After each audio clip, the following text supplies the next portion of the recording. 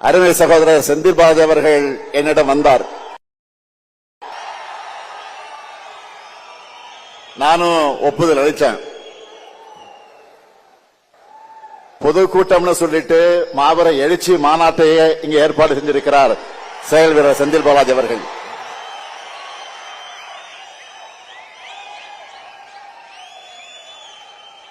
நாம கோடு போட சொன்னா ரோடு போடுவாரு.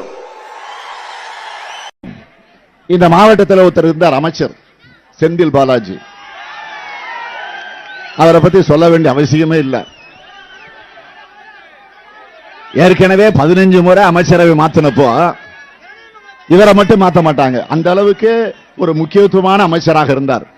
ஆக இன்னைக்கு பாத்தீங்கன்னா அவர் மட்டும் இல்ல, ஒட்டுமொத்தமாக பாலாஜியினுடைய தம்பி இந்த கரூர் மாவட்டத்தை தன்னுடைய கட்டுப்பாட்டில் வச்சிருக்கிறாரு.